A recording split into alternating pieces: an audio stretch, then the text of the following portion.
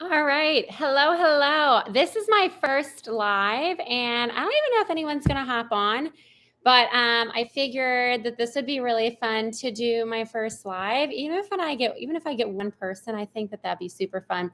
I don't know. I've never done it before, so I'm just going to dive right in. And today, I wanted to just hop on here. I have a meeting actually in like 2 hours where I am going to be meeting with a new couple for 2023. And so I figured it'd be really fun to basically share how we do our consults and how we do our bookings because as a top team in Baltimore, we meet with a lot of people.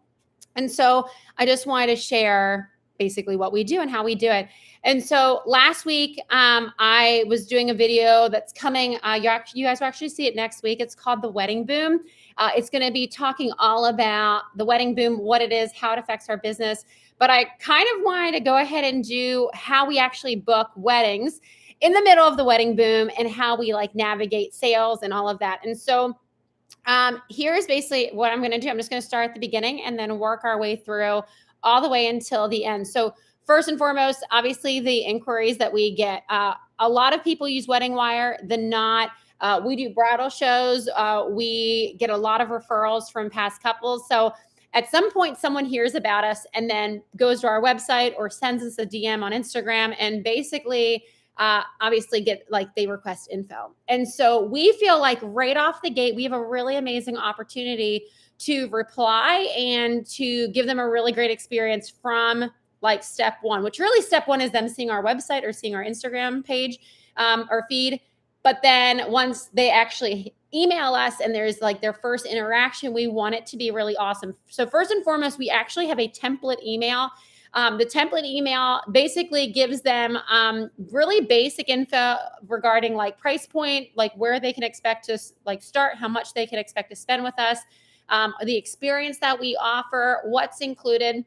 Some people would say that's like a lot to give them from an inquiry before talking to them, but I call it qualifying the client. I love to qualify people first to get them information because if someone's budget is not what I charge, I don't need to spend a whole hour spending time with them only to basically find out that they can't afford me, right? And so we like to do something called qualifying the client.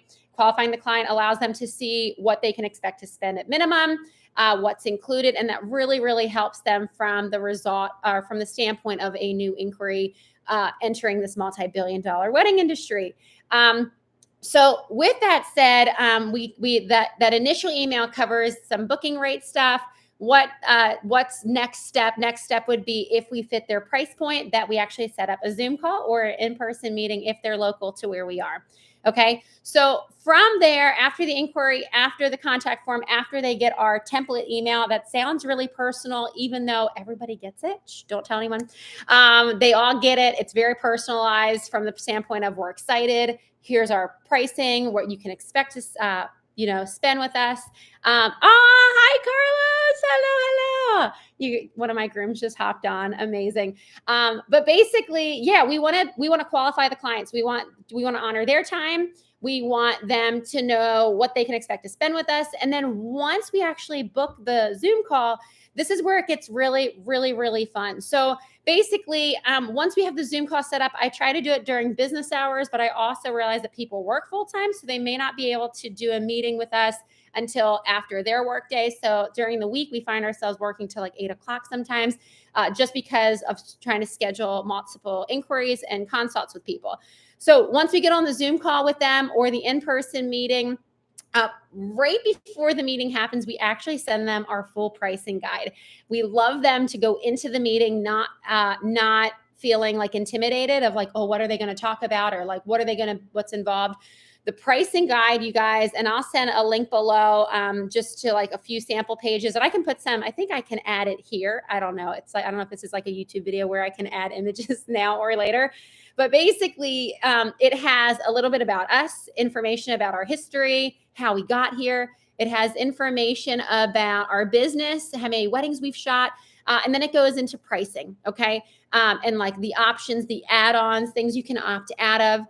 Because if they see that beforehand, you guys, they go into the meeting being like, oh, like I know what the photographer is going to talk about, okay? So they get they get the welcome email that they book the Zoom call. The Zoom call confirmation, we send a pricing guide, and then we get on the call. And guys, the call is super, super, super fun.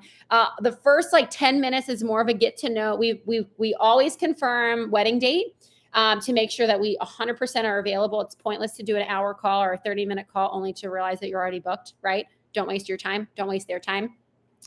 So we confirm the call. The second thing that we do is we get to know them a little bit. We ask them questions about their life. We ask them questions about their engagement. And then we share our story, a little bit about how we got here. That's things that are unique to us because every wedding photographer has a different story. All of us are doing this for different reasons, or got into this career by accident or intentionally. And so we just like them to have kind of things that they can relate to. I'll give you a really great example. 2 hours ago, I had a consult. I have two more later today, but the one I had earlier today, they don't follow us on Instagram, but the groom had a Toyota shirt. We love Toyota. We like all of our cars are Toyota. And so as soon as I saw it, I was like, wait, do you guys drive Toyotas? And they were like, yeah, we love them. And it was already out the gate, this like really cool, relatable thing that wasn't weird. It wasn't salesy. It was simply like, oh, we both like, I hit the mic. Sorry. We both love like the same thing. And so that's like just a relationship piece. As we go through the meeting, you guys, after we get to know them a little bit, the next thing we do after we share our story is we dive into the pricing guide. We skip half of it. We skip actually probably over half of the pricing guide, the thing that I had already sent them, because I want them to take the time. This isn't, booking your wedding photographer isn't buying a Starbucks drink, right? It's not this like rash haste decision.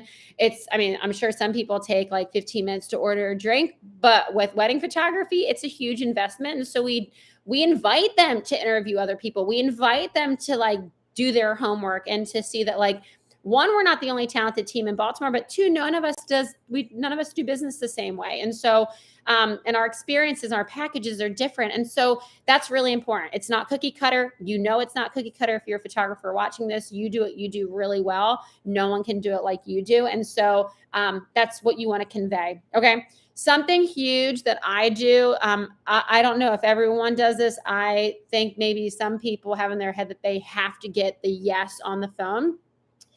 I think with wedding photography, that's not the case. Unless they've been following you on Instagram. Like we have people who follow us for years and then they get engaged and they know that they want us. That's a little bit different. When it comes to wedding photography, I tell them up front that they don't give me a decision on the phone. Do you know what that does? They can breathe. They can actually absorb. They don't feel, they're not on the defense that they have to be like, oh, this girl's going to like push me into hiring them. No, we let them, we take notes. They take notes. We answer questions. We ask questions about their day. But we give them a few days to process. We just feel like it's healthy for everybody. When I hang up those Zoom calls, I send them a couple galleries, most recent galleries. So they have real life, real clients that are recent, that were delivered maybe last week or the week before to a real couple. And then that way they can see our most current work. Obviously the blog and the website's beautiful, right? It's hopefully up to date. But I think that it's really the follow-up email that has a sample contract. It has recent weddings, recent wedding, a recent engagement session. Those are three things that we send them. And then we basically say, ball's in your court. Have a great week. We'll follow up in a week. The follow-up, guys, is really important. We all live really fast-paced lives. And so I just want to encourage you that like when you are doing your consults, just take a note that you had a meeting, and then on your Google Calendar or on your note, whatever, your paper calendar, be sure to like put a note for a follow-up for that client, because life gets crazy. We get inquiries. The wedding boom's real.